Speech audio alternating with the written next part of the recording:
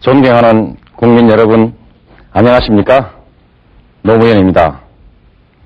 저는 이번에 또 김대중 후보를 선택했습니다.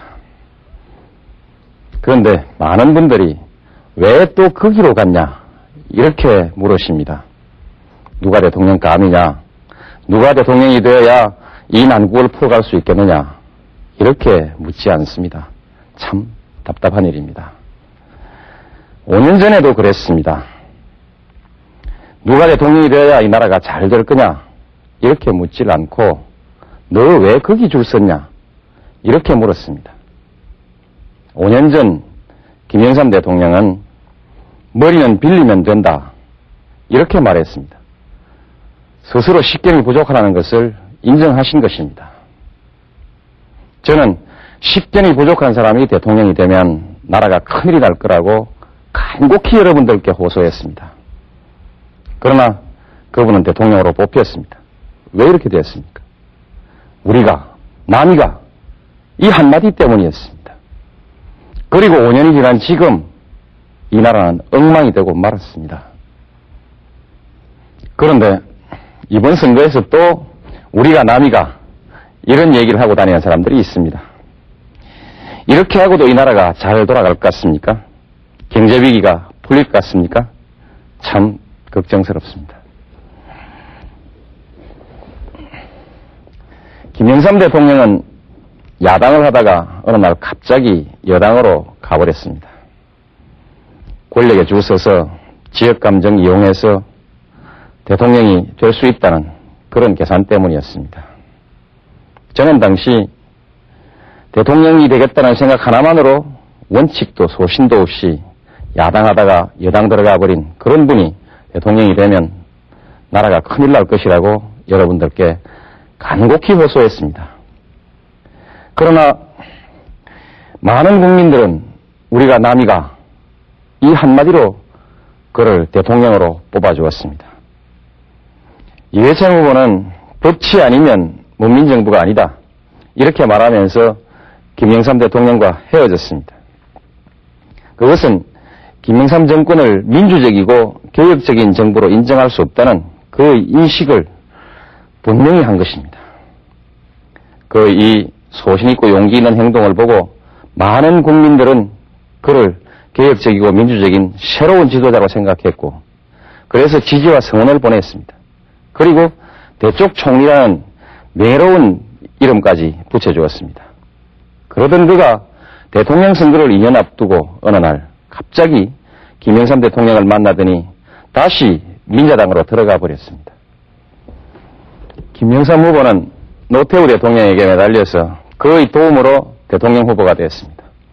후보가 되고 나서는 자기는 노태우 대통령과는 아무런 관계도 없는 사람이고 민자당은 민정당과는 전혀 별개의 정당인 것처럼 그렇게 행세했습니다. 노태우 대통령과 민정당의 후계자라는 것이 선거에 결코 도움이 되지 않는다는 그런 계산이었습니다. 이회창 후보도 김영삼 대통령의 도움으로 후보가 되었습니다. 그 역시 후보가 되고 나서는 김영삼 대통령이 선거에 도움이 되지 않는다는 계산으로 오늘의 이 위기 사태에 대한 모든 책임을 김영삼 대통령에게 뒤집어 씌우고 있습니다. 그리고 한수를 더 떠서 당 이름까지 한나라당으로 바꾸어버리고 자기도 그리고 한나라당도 아무런 책임도 없다는 듯이 행동하고 있습니다. 5년 전 김영삼 후보와 닮아도 너무 닮았습니다. 원칙과 소신을 버리고 권력에 줄을 선 것도, 표에 도움이 되지 않는다고 정치적 후견인을 버리고 구박하는 것도, 우리가, 남이가 이렇게 지역감정을 부추기는 것도, 김영삼 씨를 대통령으로 만들었던 김윤환 씨와 최백열 씨가 5년이 지난 지금 또다시 이회창 후보의 선거 사령탑으로 나서고 있는 것도 모두 5년 전 그대로입니다. 만일 이들이 소위 그들이 말하는 대로 정권 재창출에 성공한다면 이 나라의 5년 후가 어떻게 될지 정말 걱정입니다. 이번만큼은 우리 유권자 여러분들이 달라져야 합니다. 우리는 우선 경제부터 살리고 봐야 합니다. 누가 자질과 능력이 있는지는 여러분들도 잘 알고 계시지 않습니까? 여러분들도 TV 토론을 보셨지 않습니까? 정치는 정당이 하는 것입니다. 후보 바꾸고 총재 바꾸고 당 이름 바꾼다고 달라지는 것은 아닙니다. 한때는 김영삼 대통령과 민주계가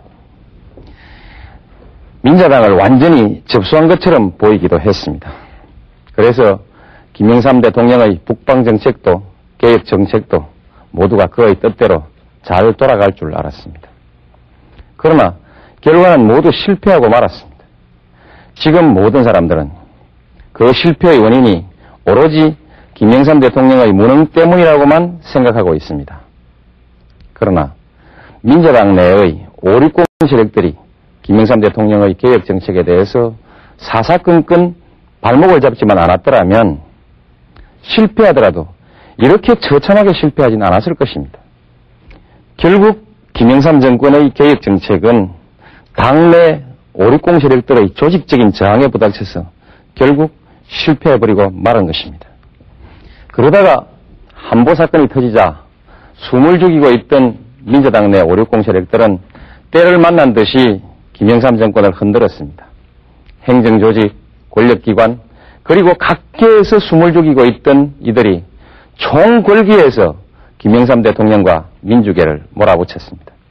그리고 이제 다시 당권은 90년 3당 합당 이전의 560 수구 세력으로 돌아가 버렸습니다.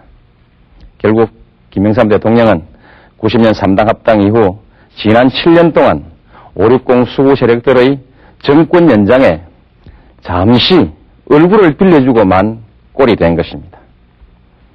그런데 처음부터 그 560 세력의 등에 업힌 이해창 후보나 조순 총재가 한다면 무엇을 할 수 있겠습니까? 그래도 김영삼 대통령은 정치에는 산전수전 다 겪은 정치 구단이라고 했고 오랜 야당 생활 속에서 똘똘 뭉쳐졌던 30년 동지들이 있었기 때문에 그나마 개혁을 한답시고 한번 해볼 수는 있었습니다. 그러나 이해창 후보, 조순 총재는 김영삼 대통령만한 정치 경험도 없고 조직도 없습니다. 560 수구 세력의 월급쟁이 사장 이상 아무것도 아닙니다. 결국 이번에도 이해창 후보가 당선된다는 것은 민정당, 신한국당, 한나라당으로 이어지는 560당의 정권 연장을 의미하는 것입니다. 이해창 후보는 깨끗한 정치 그리고 정직한 정치를 얘기합니다. 그러나 이해창 후보는 그런 말을 할 자격이 없습니다. 한나라당의 수천억 원에 이르는 그 재산은 과연 어디서 나온 것입니까? 과거 군사정권 시절, 바로 민정당 시절 총칼로서 국민을 위협하고 세무사찰로 국민을 협박해서 긁어모은 부정한 재산 아닙니까? 바로 부정축제한 부정재산입니다. 어떻게 보면 작물이라고 얘기할 수 있는 것이죠. 이렇게 물려받은 화합한 당사에 앉아서 자신들은 엄청난 정치 자금을 펑펑 쓰면서 거기에 비하면 10분의 1도 안 되는 야당의 정치 자금에 시비를 걸어보겠다고 남의 계좌를 뒷조사하는 이런 치사한 짓을 하고 있는 사람이 어떻게 깨끗한 정치, 정직한 정치 이런 얘기를 할 수 있습니까? 지도자가 되려는 사람은 우선 당당하고 공정해야 합니다. 그것이 생명입니다. 이해창 후보도 우리 경제를 살려내겠다고 장담하고 있습니다. 그러나 그것은 불가능한 일입니다. 이유는 두 가지입니다. 하나는 한나라당이 560 수구 세력의 정당이라는 것이고 하나는 이해창 후보의 그동안의 경험이 이 경제 난국을 풀어나가기에는 적당하지 않다는 것입니다. 지금 우리 경제가 이렇게 어려워진 것은 김영삼 대통령의 무능 때문이기도 하지만 그러나 더 큰 이유는 외국의 일부 언론과 IMF 조사단도 지적했듯이 관치경제 그리고 정경유착, 재벌경제가 그 원인이라고 합니다. 이러한 경제구조는 바로 560 시절의 기득권 세력들이 만들어 놓은 것입니다. 이들은 우리 경제의 체질 개선과 구조조정을 반대해왔고 민정당, 민자당, 신한국당은 지금까지 바로 이들의 이익을 대변해왔습니다. 바로 신한국당이 이름을 바꾼 것이 한나라당입니다. 결국 한나라당은 오늘의 이 경제위기를 초래한 주범입니다. 따라서 한나라당으로는 결코 이 문제를 해결할 수가 없습니다. 우리 여기에서 한나라당을 이렇게 부르면 어떨까요? 나라를 망하게 한 나라당, 나라를 망하게 한 망나라당. 결국 정경유착과 재벌경제의 원조들에게 나라 경제를 다시 맡긴다는 것은 고양이한테 생선가게를 맡기는 꼴이 되는 것 아니겠습니까? 유해창 후보는 대법관 감사원장을 지낸 아주 유능한 분이라고 합니다. 그러나 그렇다고 정치도 경제도 다 잘 풀어갈 거라고 생각할 수 있겠습니까? 그렇지 않습니다. 저는 결코 그렇지 않다고 생각합니다. 재판이나 감사라는 것은 지나간 일을 놓고 잘잘못을 따지는 것입니다. 거기에 반해서 정치와 경제라는 것은 복잡한 현실 위에서 하루하루 변해가는 변화무쌍한 내일을 내다보면서 미래를 설계하고 창조해 나가는 것입니다. 그리고 서로 얽히고 설킨 이해관계를 조정하는 그런 직업입니다. 따라서 모든 일을 융통성 없는 법의 잣대만 가지고 재단만 하던 그런 경험을 가지고는 결코 풀어갈 수 없는 일입니다. 지난 21일 저녁 경제위기 극복을 위한 각 당 후보와 총재들의 청와대 회동에서 유해창 후보는 대통령의 에이펙 회의 참석을 반대했다고 합니다. 어차피 경제가 부도가 나서 외국의 도움을 받지 않으면 안 될 사정이라면 돈 빌려줄 사람들을 만나서 부탁도 하고 설득도 하고 그렇게 해야 될 일입니다. 그런데 기왕에 열기로 되어 있는 이 국제회의조차 참석하지 말라고 했다고 하니 그게 무슨 말입니까? 경제와 외교에 대한 이런 정도의 인식 수준을 가지고 어떻게 이 어려운 경제 난국을 풀어나가겠다는 것입니까? 경제가 위기에 빠지니까 위기를 극복하기 위한 여러 가지 방안들이 나오고 있습니다. 그런데 하나같이 선진국의 예를 들면서 사람을 잘라내는 계획이 그 중심이 되고 있습니다. 그러나 실업수당이 잘 보장되어 있는 선진국과는 달리 우리는 그야말로 대책 없는 실직을 당해야 됩니다. 직장을 잃은 사람들은 어떻게 살아갈 것인지 정말 걱정이 아닐 수가 없습니다. 이런 시기에 만일 유해창 후보가 대통령이 된다면 우리 서민들은 어떻게 될까요? 유해창 씨는 좋은 가문에서 태어나서 온실에서 귀공자로 자랐고 그야말로 운이 좋아서 20대 고시에 합격해서 그때부터 지금까지 계속해서 영감님으로만 대접받고 살아왔습니다. 시험 한번 떨어져 본 일도 없고 선거 한번 떨어져서 기죽어 본 일도 없습니다. 그야말로 특권층이라고 하면 좋을까요? 그래서 자기 아들만은 군대에도 못 보낸 것 아닐까요? 이런 사람이 우리 서민을 위해서 무엇을 해줄 수 있겠습니까? 이런 사람이 대통령이 된다면 우리 서민들은 어떻게 살아갈 수 있겠습니까? 참으로 걱정스럽습니다. 저는 14대 총선에서 부산에서 허삼수 씨에게 떨어졌습니다. 그리고 95년 부산시장 선거에서는 문정수 씨에게 또 떨어졌고요. 노무현이 당선되면 김대중이 대통령 된다. 이 한마디로 선거는 끝나버렸습니다. 지난해 15대 총선에서 우리는 민주당 소속으로 삼김청산과 세대교체의 깃발을 올렸습니다. 그러나 결과는 참패였습니다. 지역바람에 침몰하고 만 것입니다. 결국 우리는 이 뼈아픈 실패를 통해서 새로운 정치도 그리고 정치개혁도 지역감정이 먼저 해결되지 않고는 결코 불가능하다는 사실을 알게 됐습니다. 그런데 이제 이번에는 한나라당이 다시 삼김청산의 깃발을 들고 있습니다. 그러나 그들이 들고 있는 이 깃발은 결국 560 세력들의 정권 연장을 위한 호남 따돌리기를 다시 한번 해보자는 지역감정의 선동 그 이상의 아무것도 아닙니다. 지역감정 정말 이대로는 안 됩니다. 물론 지역감정 걱정하지 않는 분은 없는 것 같습니다. 그러나 문제는 자기 지역의 지역감정에 대해서는 문제 삼지 않고 항상 다른 지역의 지역감정만 문제를 삼는 데 있는 것입니다. 이제 이 망국적인 지역감정을 해결하려면 서로가 양보해야 합니다. 부산 출신의 김정길 의원 그리고 저 노무현 89년 야당 통합운동을 시작한 이래 줄곧 야당을 지키면서 그리고 지역주의에 맞서왔습니다. 제 생각으로는 모든 정치인이 이렇게만 한다면 지역감정 문제는 해결될 것이라고 봅니다.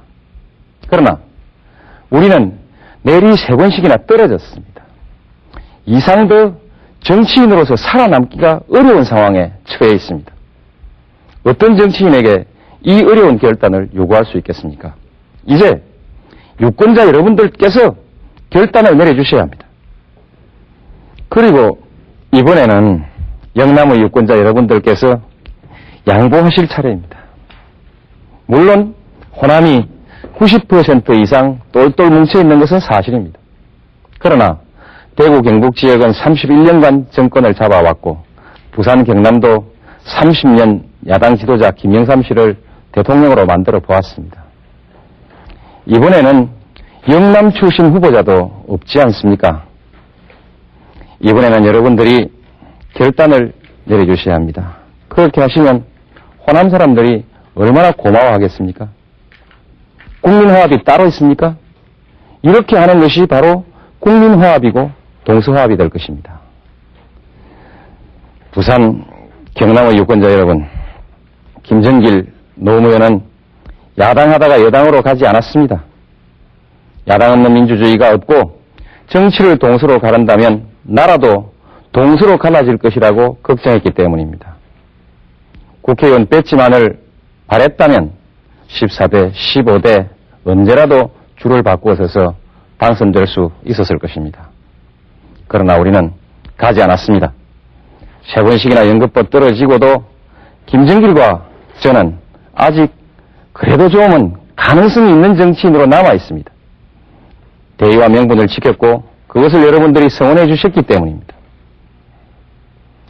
부산 경남의 유권자 여러분, 지금 여러분들이 뽑아준 국회의원들은 무엇을 하고 있습니까? 참으로 민망스럽고 부끄러운 일입니다. 이제 김정길과 저 노무현이 여러분들의 자존심을 지키겠습니다. 이번에 한번 도와주십시오. 김대중 후보가 대통령에 당선되면 반드시 동서화합이 이루어질 것입니다. 저 노무현과 김정길은 동서화합의 중심에 서서 화해와 통합의 정치를 한번 해나가겠습니다. 그래서 이 나라 어디를 가든 배척받지 않는 그런 정치 지도자가 되어서 나라의 미래를 한번 짊어져 보고 싶습니다. 해방 이후 한 번도 이루어보지 못한 정권 교체, 그리고 동서화합, 그 선택이 바로 여러분의 손에 달려 있습니다. 결코 여러분을 실망시키지 않겠습니다. 대단히 감사합니다.